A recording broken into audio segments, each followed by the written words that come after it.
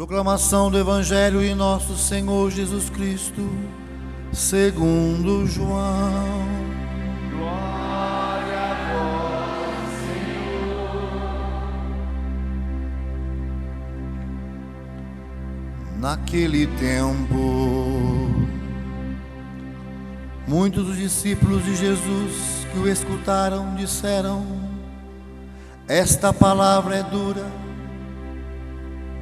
Quem consegue escutá-la? Sabendo que seus discípulos estavam murmurando por causa disso mesmo, Jesus perguntou: isto vos escandaliza?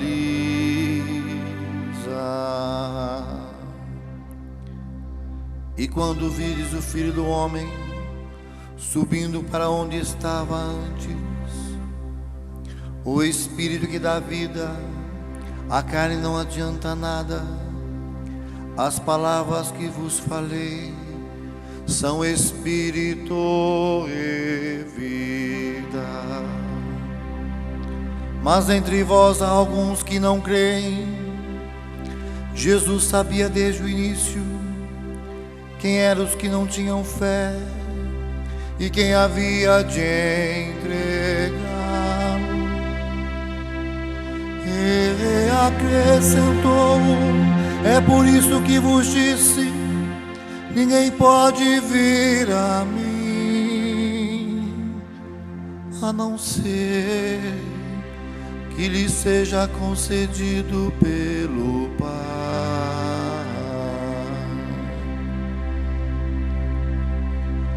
A partir daquele momento, muitos discípulos voltaram atrás e não andavam mais com ele. Então Jesus disse aos 12: vós também quereis ir embora? Simão Pedro respondeu: a quem iremos, Senhor? Só tu tens palavras de vida eterna. Nós cremos firmemente e reconhecemos que tu és o Santo de Deus.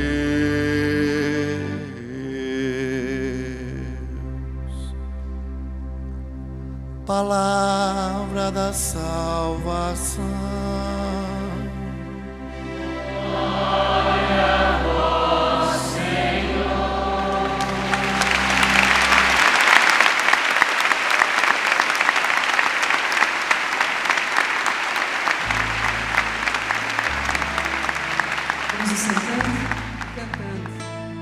Que poderei retribuir ao Senhor Deus por tudo aquilo que Ele fez em meu favor. Que poderei retribuir ao Senhor Deus por tudo aquilo que Ele fez em meu favor. Canta você. E poderei retribuir ao Senhor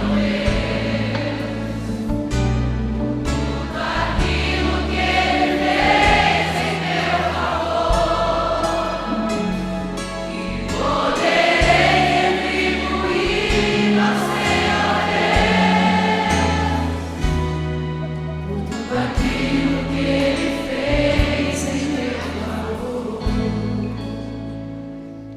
Que as palavras do Santo Evangelho perdoem nossos pecados. Nessa tarde nós somos convidados a um encontro pessoal com Jesus, seguindo a trilha deixada por Pedro. Aquilo que é o tema desse acampamento, desse PHN, está intimamente relacionada ao que a palavra vem nos falando já no dia de ontem com Paulo, hoje com Pedro e amanhã Jesus, o bom pastor. Observe que coisa espetacular. aquilo que Pedro faz nos Atos dos Apóstolos, que foi a primeira leitura. Esse Pedro que era um homem tão covarde, tão fraco, um homem que não tinha cultura religiosa nenhuma, um pescador que vivia da pesca, o homem que chegou a negar Jesus 3 vezes, e agora, tão pouco tempo depois, esse homem é canal para a realização de 2 milagres espetaculares. Qual é o segredo que transformou Pedro naquele jovem tímido, naquele jovem medroso, naquele jovem que não foi capaz de testemunhar o Senhor diante de uma empregadinha, naquela noite fria em que ele foi se aquecer em torno da fogueira? Agora esse homem é um instrumento poderoso de Deus, a ponto de dar essas ordens maravilhosas nesses 2 trechos ajuntados nessa primeira leitura. Primeiro, a cura desse paralítico, Enéas, e parece que foi tão rápido feito o xará dele, Enéas, meu nome é Enéas. Jesus Cristo te cura, levanta-te e faze tua cama. Eu fiquei muito encasquetado com essa ordem. Enéas, Jesus Cristo te cura, mas você tem que fazer sua parte. Levanta-te. Presta atenção no texto, está aí escrito, levanta-te.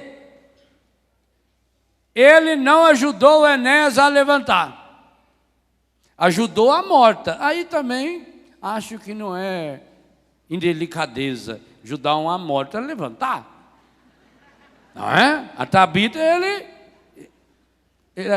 esticou a mão para a coitada e ajudou ela a levantar, mas o Enéas não. Enéas, Jesus Cristo te cura, levanta-te. Levanta-te quer dizer sozinho, dá um impulso, sai dessa.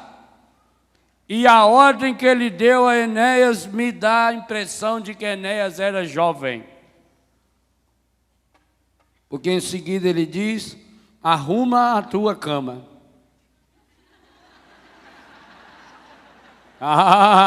Sua mãe está vendo você na televisão e está falando muito bem, padre.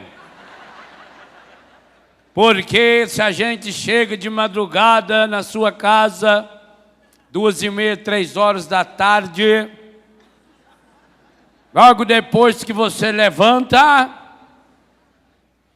além daquele cheiro medonho no seu quarto, tem aquele ninho de mafagafo.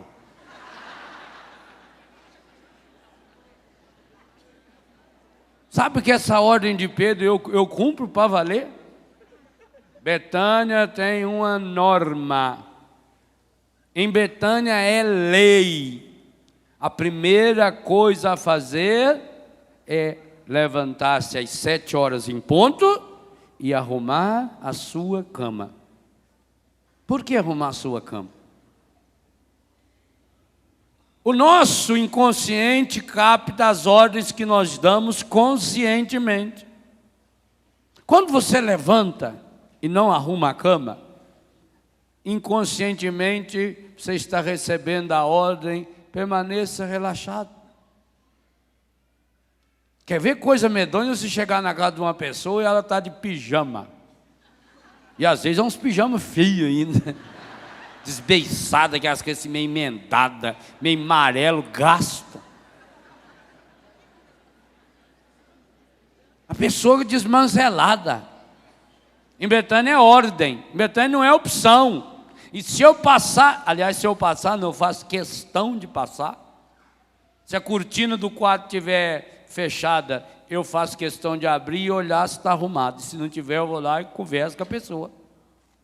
Porque o que significa arrumar a cama? E aliás, as senhoras, mães, são culpadas de muita coisa que seus filhos fazem por isso. Ensina criança de uns 7, 8 anos de idade, não pode arrumar a cama?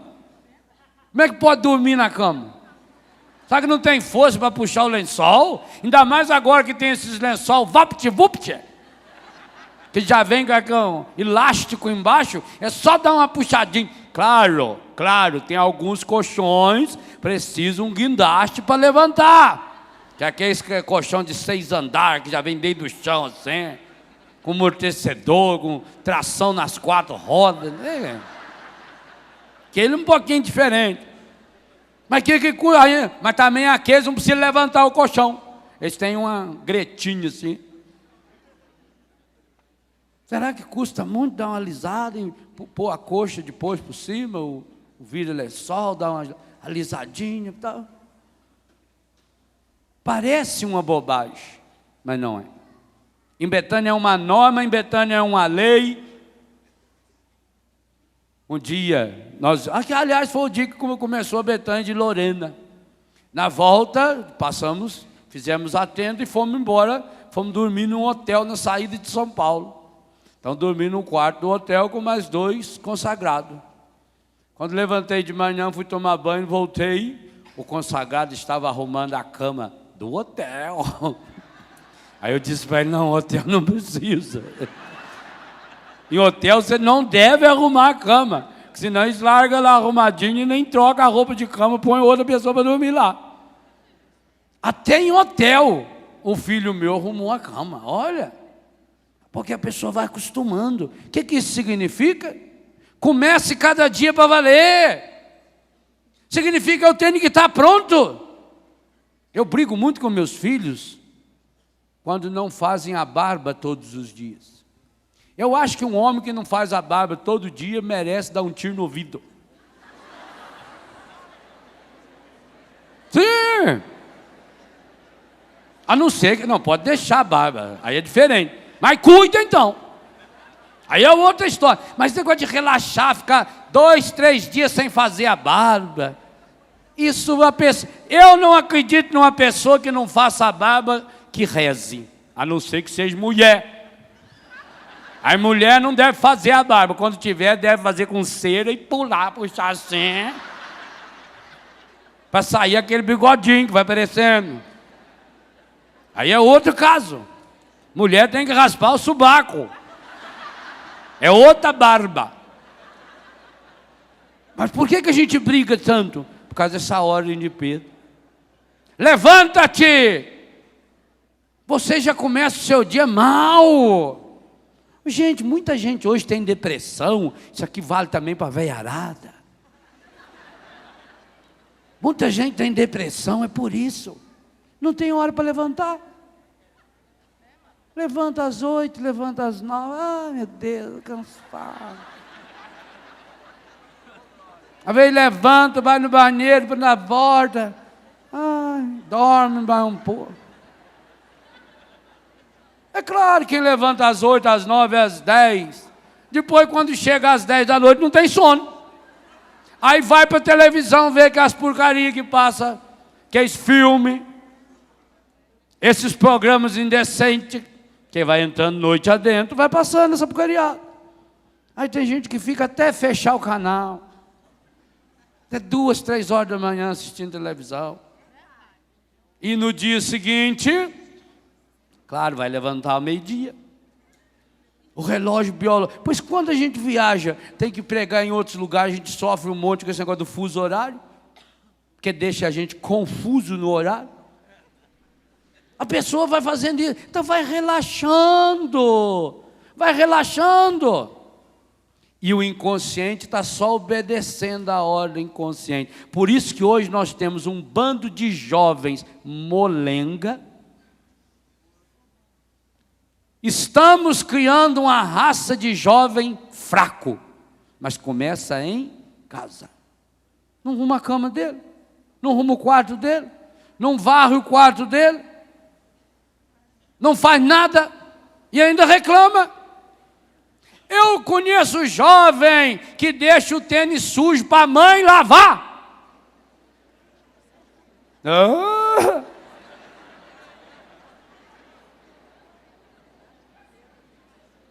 E depois vai lá na igreja,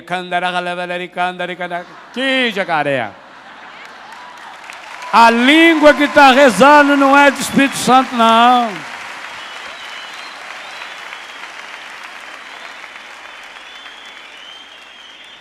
Quem não cuida das suas coisas vai cuidar da sua alma. Quem não cuida daquilo que é visível vai cuidar daquilo que... Por isso que eu tenho horror dessa moda do desmanzelo.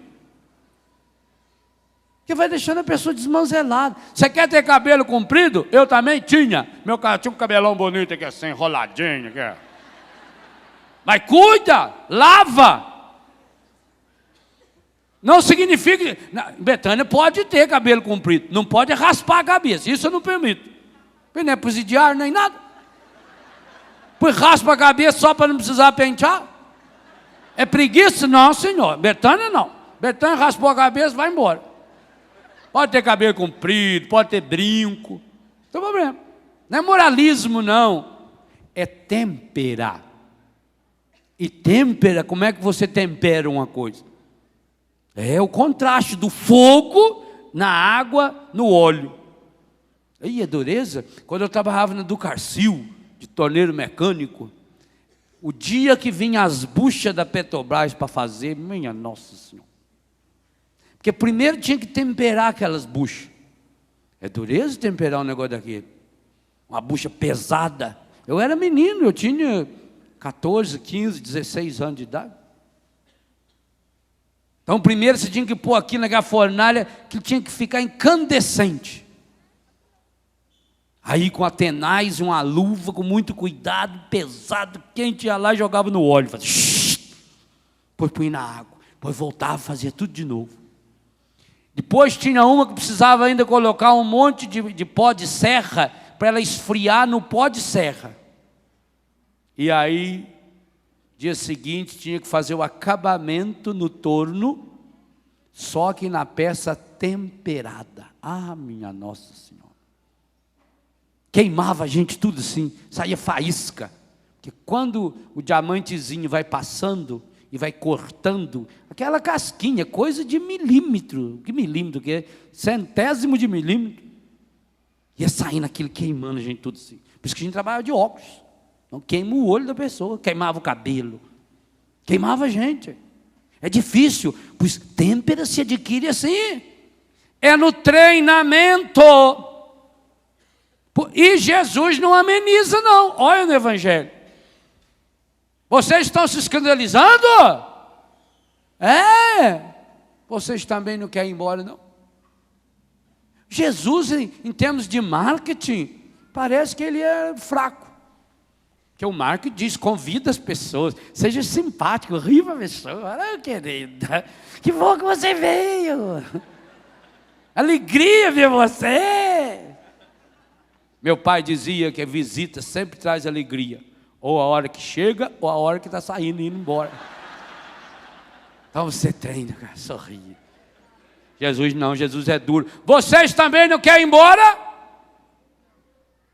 E gente, quem deu a resposta para Jesus aqui mesmo? Foi? O que é mais duro é por isso, sabe por quê? Jesus fez essa pergunta no terreiro da casa do Pedro. Quem estava de enxerido lá era Jesus. Pedro morava ali em frente, morava, até hoje está a casa lá. A sinagoga de Cafarnaum, uma sinagoga pequenininha, cabe umas 80 pessoas. Em frente, do lado da Via Maris, está lá a casa de Pedro. Não era para o Pedro olhar para Jesus e falar, peraí, se alguém tem que ir embora que é o senhor que é penetra, o senhor é lá de Nazaré, o senhor que está hospedado na minha casa, não é eu na sua. Jesus não ameniza. Jesus não... Sabe, gente, nós precisamos, principalmente na educação dos jovens e das crianças, e o jovem precisa se educar, saber uma coisa, amar não é facilitar a vida para o outro. Tem gente que pensa que amar é você facilitar a vida para o outro. Ah, eu te amo, eu carrego você no colo. Não carrega no colo, não. Porque se carregar no colo, atrofia a perna, a pessoa não sabe andar mais. Muitas e muitas vezes amar é dar um empurrão. Muitas e muitas vezes dá um puxão. Muitas e muitas vezes será caminhar junto, mas Jesus não ameniza. Vocês não estão satisfeitos com aquilo que eu estou ensinando? Eu estou dizendo a vocês, ou vocês alimentem a coragem, ou ela vai se transformar em medo. E jovem com medo é a pior coisa que pode existir na face da terra. Eu falava isso hoje de manhã quando comentava acerca da educação. A coisa que a velharada que manda no mundo mais quer é transformar vocês jovens em jovens medrosos. Por quê? Porque aquele medo do lado de fora que congela, que eu falei hoje de manhã, por dentro vem o fogo próprio da juventude. Juventude é a época do fogo, dos sonhos, dos ideais. E nós estamos precisando com urgência. Eu estou com saudade dos jovens sonhadores, dos jovens que ainda acreditam num mundo diferente, dos jovens que acreditam em profissões diferentes. Eu acredito e quero crer nos jovens que acreditem nos ideais, nos grandes ideais. Observem, leia a biografia de João Paulo II, o que ele foi como jovem, ele foi como Papa, até o dia que morreu. É essa têmpera, a têmpera você não perde, mas é preciso que você comece esse treinamento, e esse treinamento de Pedro hoje é: jovem, levanta-te.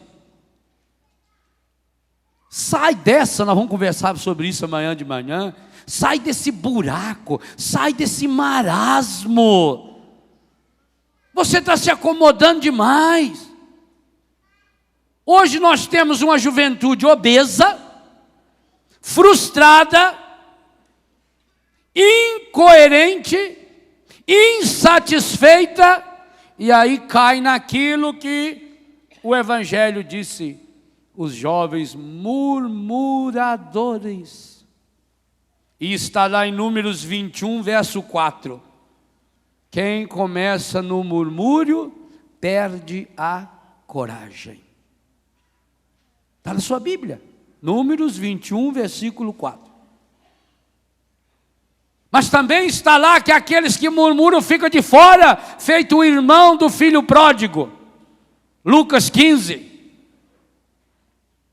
Ou aqueles que ficaram de fora na casa de Zaqueu, Lucas 19, porque ficou no murmúrio. Quem fica de fora está sempre murmurando. O murmúrio, o resmungar, o reclamar. Meu Deus do céu, como hoje é comum a juventude não faz nada, nada. Um bando de parasita. Aliás, quanto mais parasita, mais reclamão é, mais murmurador é. E ai do pai e da mãe que não der tudo pronto, que não arrumar tudo direitinho. E depois chega nesses absurdos que a televisão de vez em quando mostra, de jovens que manda matar o pai, manda matar a mãe. Não tem essa suspeita aí em Campinas que uma menina de 15 anos envenenou o pai, a mãe e a irmã? 15 anos. Essa menina que arrumou os namorados lá, é o irmão do namorado e o irmão, para matar o pai e a mãe. E ela tinha uma vida ruim? Tinha um carro zero, ganhava R$1.000 de mesada, tinha um estudo pago numa universidade. Era pouco ainda que os pais faziam? Não. Mas essa raça de jovem, a gente gesta em casa, quando não ensina, aí com os 8, 9, 10 anos, deixou uma coisa fora do lugar, cata. Sujou, lava. Jovem que não lava o prato que come. Rapazes e moças, não cuida, não varre o quarto. E depois não cuida de si, não cuida do seu corpo. Gente, por trás disso é uma filosofia encardida. É para dizer que o seu corpo não vale nada. Você quer uma maior homenagem ao encardido do que a tatuagem? Todos os meus filhos que fizeram tatuagem quando viviam nas drogas, e eu tenho mais de uns 100 filhos que têm tatuagem, Todos eles têm pelo menos uma tatuagem em homenagem ao demônio. Todos eles, sem exceção. Aliás, eu não conheço nenhuma pessoa tatuada que não tiver, no mínimo, uma. Normalmente é 10, 20 em homenagem ao demônio. Começa com os tribais, as bruxinhas, a aranha desenhada, a borboleta desenhada nas regiões íntimas, principalmente nas nádegas, na virilha.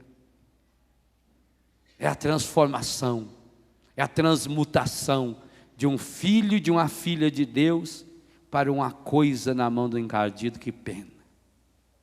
Jovens lindos. Eu vejo aqueles meninos lá em casa que recaem, menino e menina. É tão legal ver quando eles saem de Betânia, depois de alguns meses em Betânia, 1 ano, 2 em Betânia. Estão bonitos. Eu tenho uns filhos, mas bonitos. Uns meninos másculos. Trabalham na roça, jogam bola, tomam bastante sol. Eles vivem de bermuda lá em casa. Então tem um corpo queimado do sol do trabalho, com a mão calejada. Aquela pele bonita de alguém que dorme 7 horas e meia por noite. Então sai de lá tão bonito. Os dentistas que arrumam os dentes de graça, colocam dentadura, colocam a ponte, faz o que é possível. E aí às vezes a gente encontra alguns meses depois, recaído. Misericórdia. Estão deformados. Estragado. Os psicólogos fajuto diz que o sexo feito errado não deforma o corpo de uma mulher.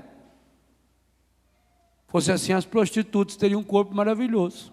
Cuida tanto deles. Quantas meninas começam a se prostituir com o namorado, com o amigo, a ficar, a fazer, que nem esse crime de onda aí que estão acusando 3 jovens da universidade em Campinas. Agora já tem uma outra versão, né? Ué, se eles quisessem estuprar a moça, por que eu tirar retrato deles pelado com ela? Como é que essa moça apareceu lá na casa deles? Como é que uma moça vai, de 21 ou 22 anos de idade, vai na casa de 3 rapazes assim, depois que bebeu um pouco? É um tema que nós vamos conversar amanhã. Como é que o jovem perde a coragem para o demônio? Porque está deixando se levar, porque não levanta e não arruma a cama, não arruma a vida. Arrumar a cama cada manhã, fazer a barba, cuidar do seu cabelo. Se você usa o cabelo pintado, pintar o seu cabelo, cuidar de você, é uma ordem consciente para que o seu inconsciente vá lá no coração e faça vir à tona essa força que se chama coragem. Então você entra num processo, é lento, mas não acredite nas coisas rápidas. Se você quiser ficar um jovem forte e vai entrar numa academia, orientado direitinho por um professor, e vai fazer ginástica, você vai ver que você vai ter que suar muito para ganhar um corpo razoável. Agora, quando você olha um jovem que em 3, 4 meses já está com o corpo aparentemente definido, é bomba. Isso é remédio para cavalo. Aparentemente a pessoa, mas para de tomar o remédio, aquilo vira uma plantação de maracujá velho, murcha tudo, aquele peito, aí fica um espetáculo, que aquele peitão cai tudo para mamica. Eu conheço um rapaz, gente, que já pode dar mamar para bezerro. Para bezerro, tem uma vaca lá em casa que morreu essa semana, o bezerro está sem mãe. Pode levar esse rapazinho lá. É que parece que uma vaca. É uma coisa horrorosa. Acaba com a pessoa, porque na vida não tem nada fácil assim, não. Você está com o seu peso acima do normal, tenta emagrecer para ver. Ah, meu filho, se você conseguir emagrecer meio quilo por mês, louvado seja Deus. Persevere e persista, porque em 1 ano você emagreceu 6 quilos. Em 2 anos você emagreceu 12 quilos.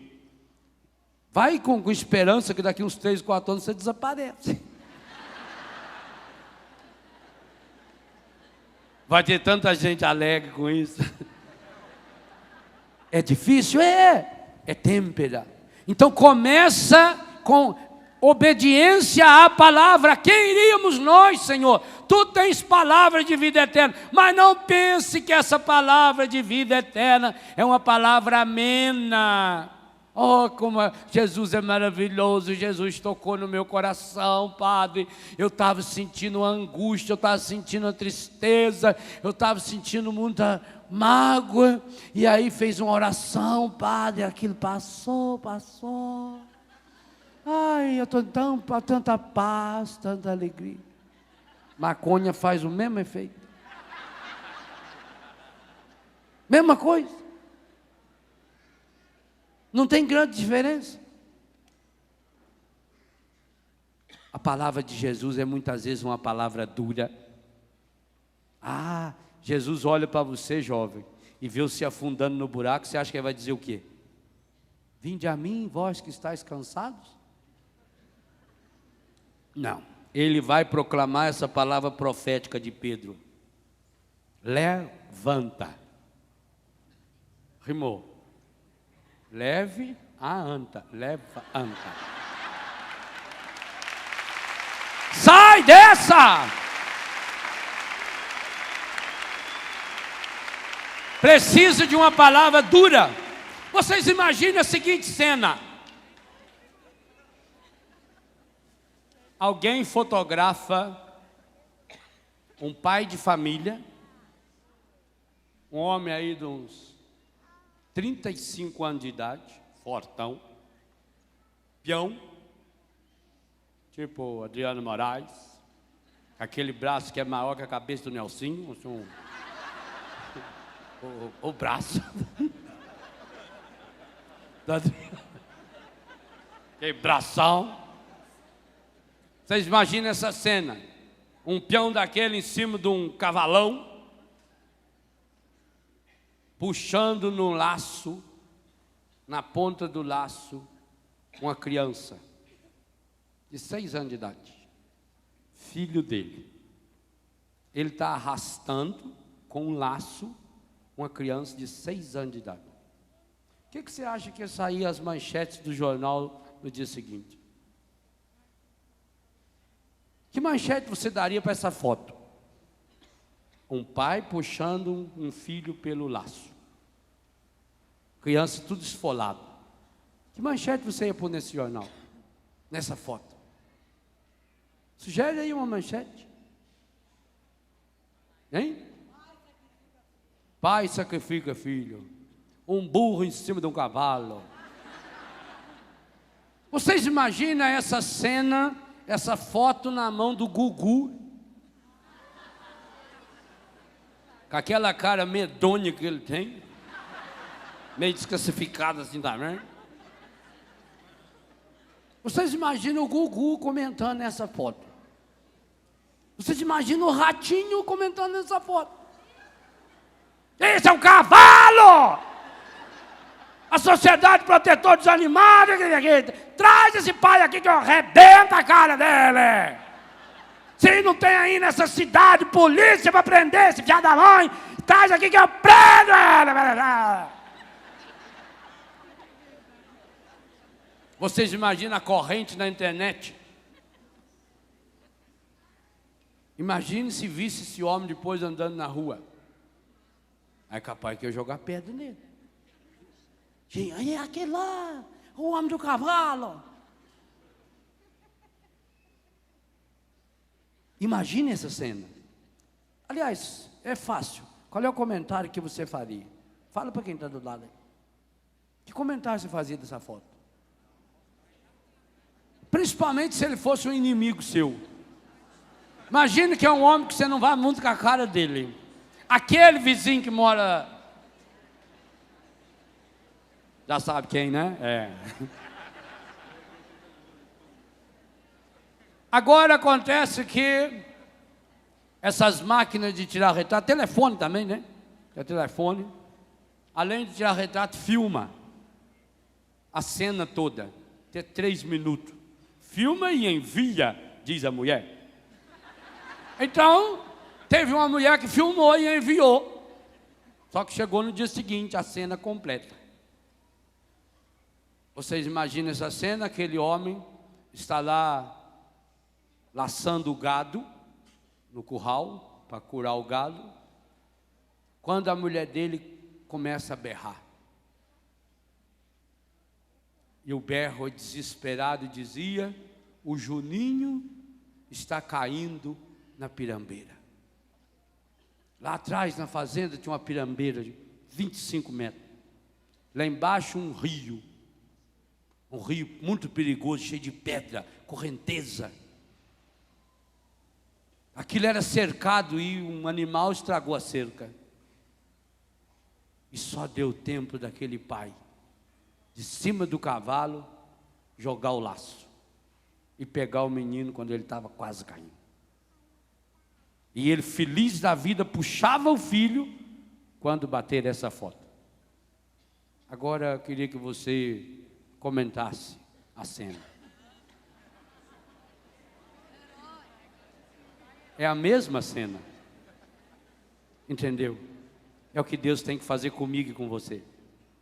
Tem horas que a gente está caindo no precipício do pecado, que Deus, como Pai que ama, precisa jogar o laço. Deixa-se laçar pelo Senhor nessa tarde, nesse PHN. Deixa-se.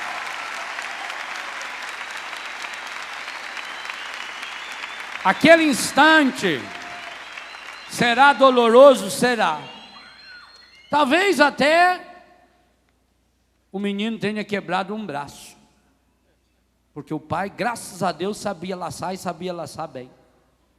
Talvez até vai ficar uns arranhões que vai levar algum tempo para cicatrizar. Talvez tenha quebrado uma perna. Talvez até quebrou uma costela com a força do laço. Mas o pai está feliz demais. E a mãe então? E a felicidade daquela mãe? Vocês imaginam se fotografasse a mãe pulando de alegria enquanto isso. Qual é o comentário da mãe? Assim acontece na vida. Por isso que Jesus diz: não julgar nunca. Nós não sabemos. Nós não sabemos o que levou uma pessoa a estar lá. Eu vejo pelos filhos e filhas que Deus me deu, mais de 300. Nós não sabemos o que leva um jovem, o que leva um rapaz e uma moça a um buraco desse. Eu sei que tem um caminho que pode levar. E digo uma coisa a você: se você, meu filho ou minha filha, não tiver a coragem de fazer o que Pedro mandou o Enéas fazer, começar a fazer, é lá que você vai parar também, lá naquele buraco. Levanta-te, saia desse buraco, desse marasmo, dessa preguiça. Outro dia uma senhora jovem dizia para mim: Padre Rez, eu e meu marido, nós estamos desempregados. Falei: vocês moram aqui em São Paulo? Não, nós vamos no hospital do coração ali perto da tenda. Nós moramos numa cidade lá do interior, cidade de uns 90 mil habitantes. Mas está difícil emprego.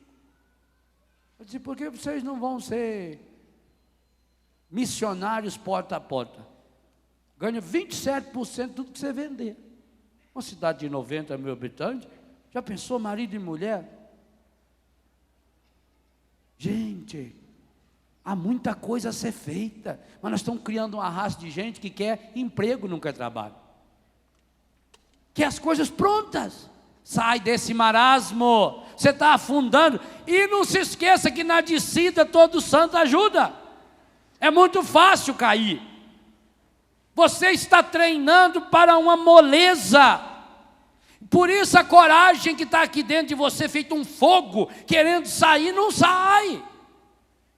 Que pena que você mudou de escola e agora está estudando numa escolinha de 5ª categoria, só porque não se esforça, não queima pestana.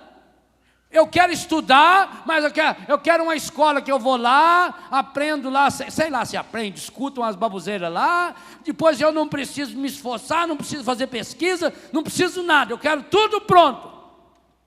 Porque estou muito cansado, tenho que dormir à tarde. Quanto jovem, 14, 15, 16 anos, chega da escola, mascando chiclete, Aliás, ao menos no acampamento, não masca chiclete aqui dentro, não.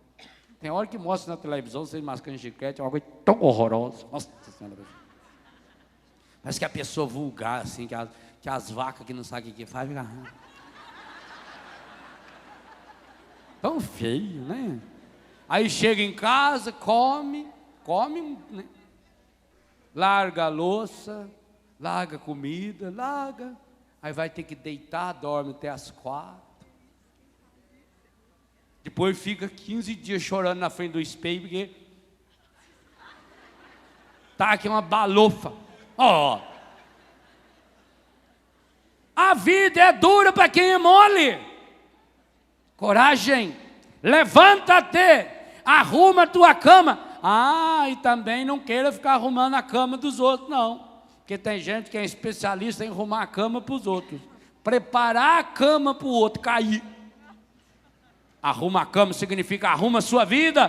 Tome vergonha nessa sua cara. É uma palavra para você, é para mim. A liturgia hoje não olha a multidão, olha cada um.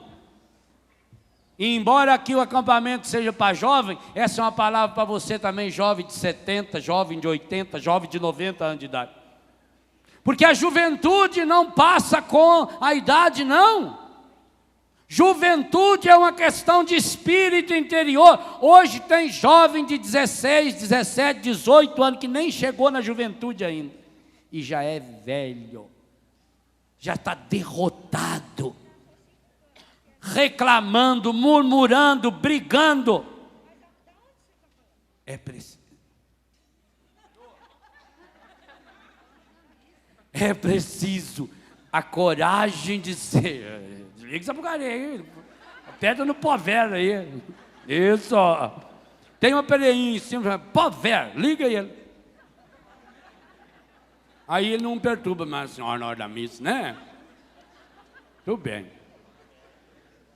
Tem jovem de 13, 14, 15 anos de idade que envelheceu, que se estragou, que perdeu essa força, esse dínamos, e eu vou dizer uma coisa a vocês. Se também não fosse isso, eu não estaria aqui, não, é convicção. Eu não acredito na mudança dessa juventude no mundo de hoje. Não acredito. Honestamente, eu acredito que o jovem, tanto do Brasil, como do Japão, como dos Estados Unidos, como da Europa, estará indo de mal a pior cada vez mais. Estou falando a verdade. Eu não acredito numa mudança. A única possibilidade de mudança, jovens cristãos. Fora isso, esquece.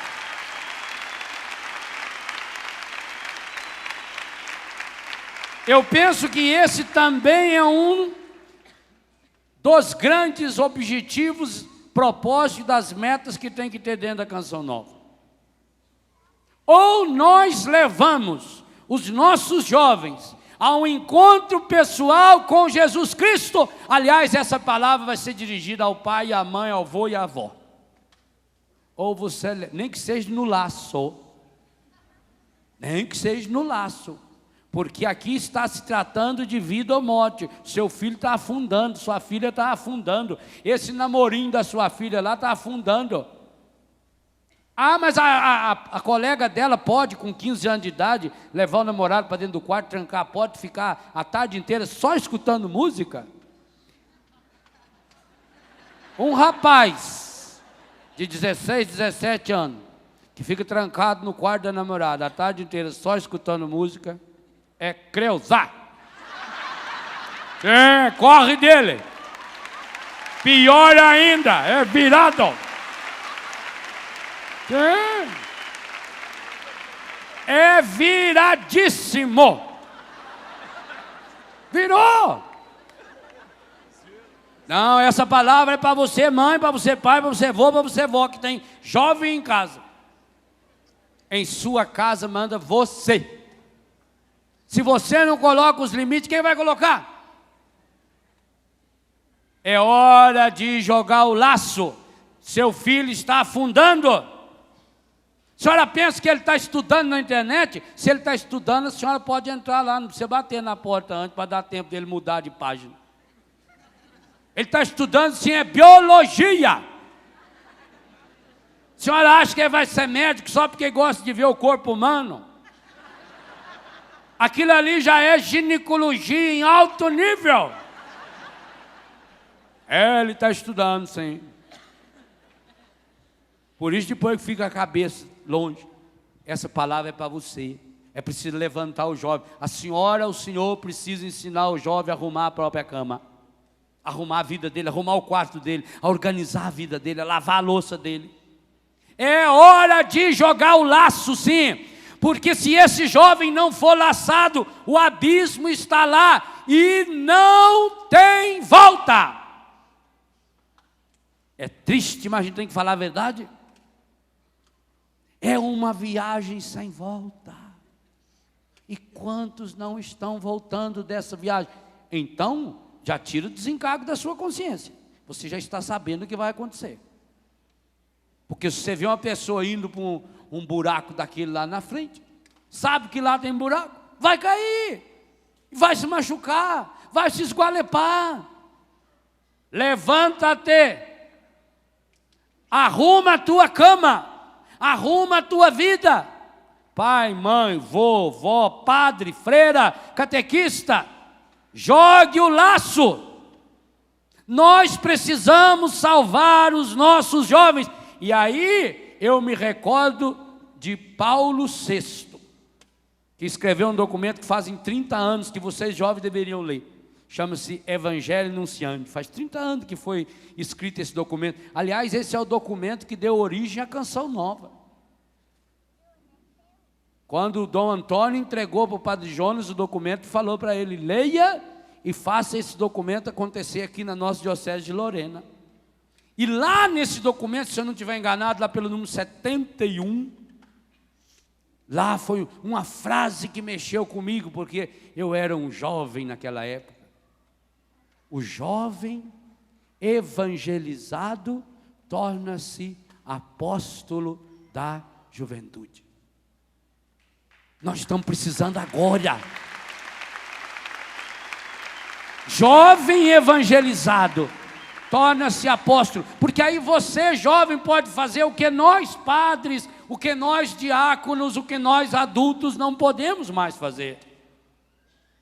Quando você descobre o Evangelho e consegue traduzir o Evangelho numa língua que você conhece, sabe, os missionários, por exemplo, aqui no Brasil não tinha o poema do Zé de Anchieta, que escreveu em Tupi-Guarani, aí em Batuba, né? Um poema lindo na areia. Ele não aprendeu essa língua para evangelizar os índios. O João Paulo, quando ia numa cidade, num país, não aprendia a língua da região para falar naquela língua. Como foi bom quando a primeira vez ele veio aqui no Brasil em 80. Que coisa maravilhosa. E ele ainda não falava o português direito. Depois, quando ele voltou, em 91, que eu tive a graça de concelebrar com ele. Depois, quando voltou em 97, se não me engano, no Rio de Janeiro. Quando teve de passagem aqui indo para a Argentina, 4 vezes ele pousou o chão do Brasil, 4 vezes o estado do Rio de Janeiro recebeu a visita de João Paulo II. Ele queria falar a língua. Para quê? Para que você entendesse. Pois você precisa traduzir numa linguagem que aquela turma lá, sua turma de amigo, entenda. Talvez muitos daqueles não querem nem saber ouvir falar no Evangelho por isso. Mas eu não sei mais falar. Faz pelo menos 20 e tantos anos que eu fui jovem.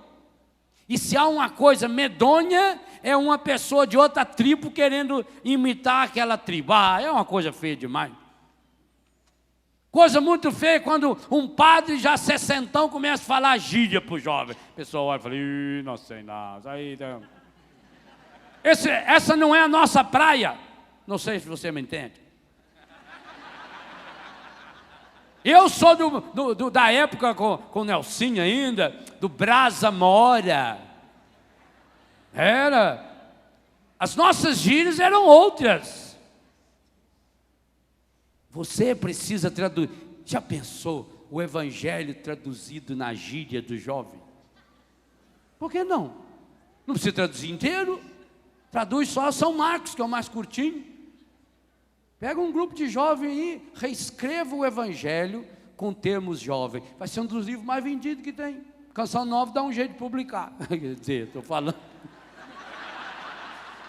por conta própria, né? Porque tem certos termos que não é meio impublicável, mas aí você inventa um.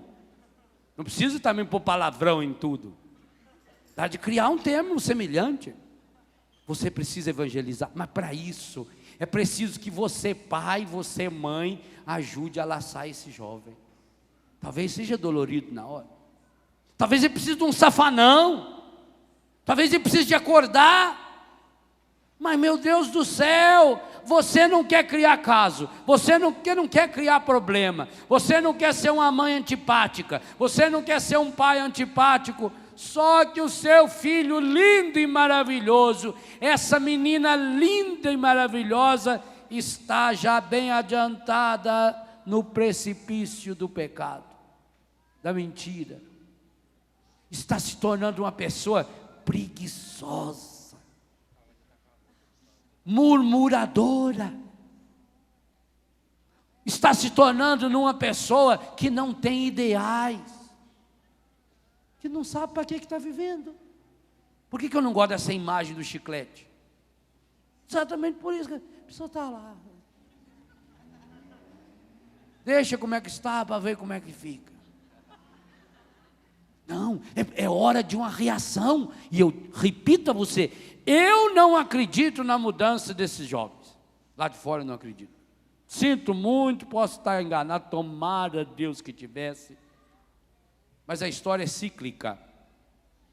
E esse processo cíclico da história me diz que nós estamos entrando numa grande era de decadência.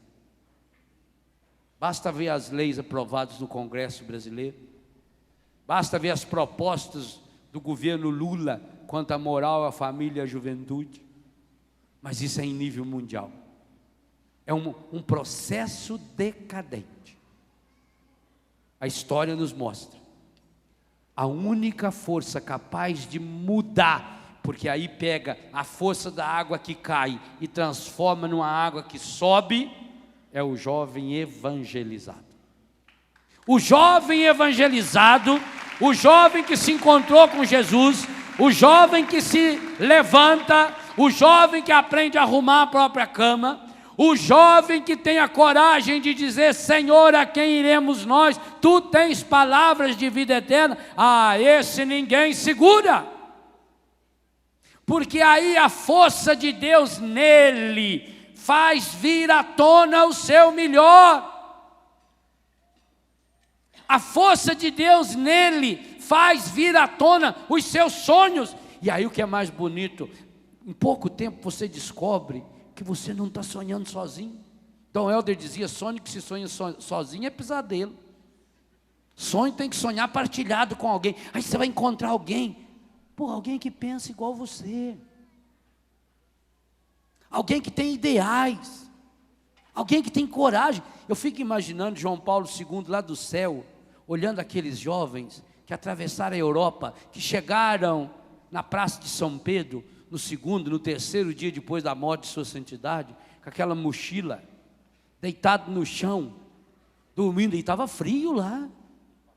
Só jovem tem essa coragem, só jovem tem essa coragem de desinstalar, só jovem tem essa coragem de encher esse pátio da Canção Nova com essas barracas maravilhosas. Só jovem tem essa coragem. Pois ponha essa coragem agora a serviço da transformação dos outros jovens. Não seja bobo não, aumenta o número daqueles que acreditam no que você acredita. Você vai ver que é muito mais fácil a gente lutar junto, é muito mais fácil quando a gente se junta a outros que pensam como a gente, que sonham como a gente, que lutem junto com a gente. Mas para isso você vai ter que começar com coisa muito prática. Falando para você agora, jovem, para isso você vai ter que começar a arrumar a sua própria cama. Por que aqui você arruma a cama na barraca e depois em casa você não arruma a sua? Não gasta 1 minuto para arrumar a cama. Então levanta 1 minuto mais cedo. Está na hora da responsabilidade. Eu tenho criança lá em Betânia, que está na escola, que já está na escola há 4, 5 anos, que tem 8, 9, 10 anos de idade, nunca a mãe chamou às 6 horas da manhã. Nunca. Sabe da sua responsabilidade, levanta, se arruma, toma banho. Nunca. Trata-se de ter gente com coragem de se assumir sua vida. Que rastro você está deixando por onde passa? É uma pena quando a gente vê esses rastros da coragem destruída, estragada. Ou daqueles que estão lá na beira do abismo, do precipício, sentado numa pedra, olhando para a subida e diz: ah, mas é muito difícil subir. Até estava pensando em subir. Ah, que vontade de subir. Nossa, como seria bom subir. Levanta. É hora da virada. Mas para isso você precisa de uma experiência. Enquanto não for uma certeza no seu coração: Senhor, Tu tens palavras de vida. Olha o que você fez à tarde, e a televisão mostrou, você encostando a Bíblia no seu rosto, no seu peito. Você hoje à tarde estava dizendo o que São Pedro disse. Quando você acolheu essa palavra hoje à tarde, e acolheu João Paulo II, dizendo: eu quero ser a voz que se silenciou com João Paulo II, você está dizendo: eu quero me alimentar dessa palavra. Agora é a hora de se alimentar dessa palavra, para poder dizer para Jesus: Tu tens palavras de vida eterna. Feche seus olhos um pouquinho e converse com o Senhor.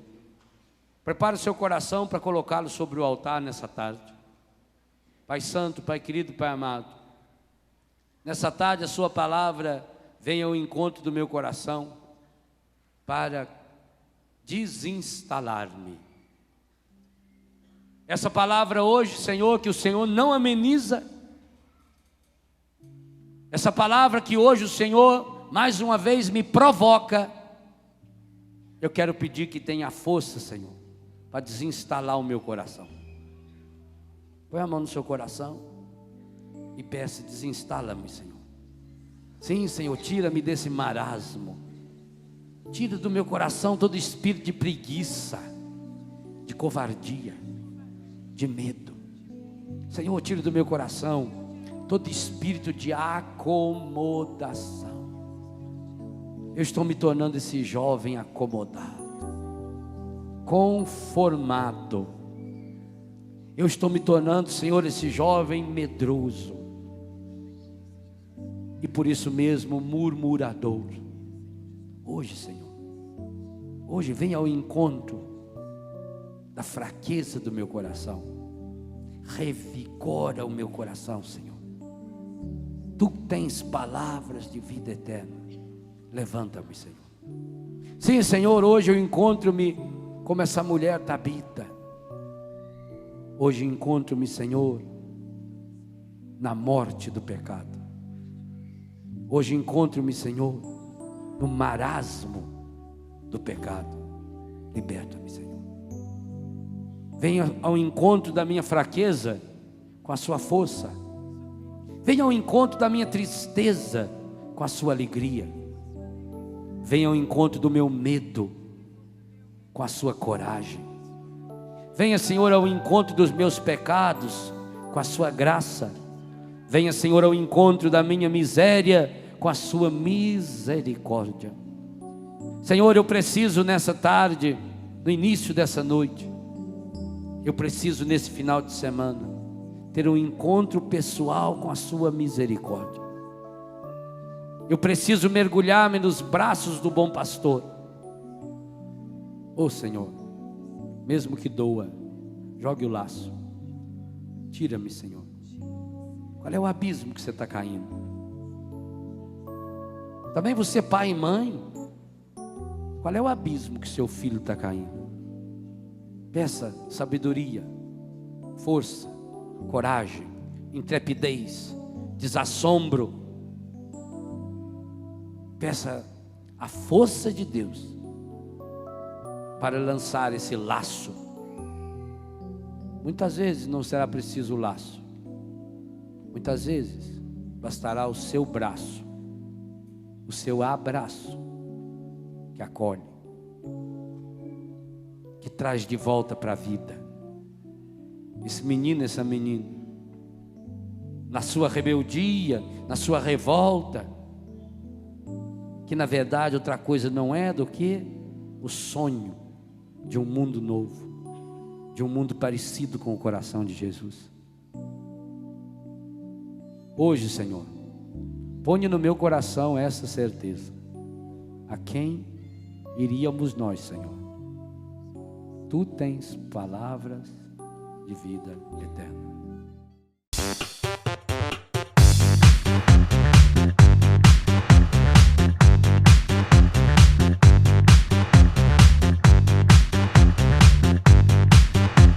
CançãoNovaPlay.com. Assine já!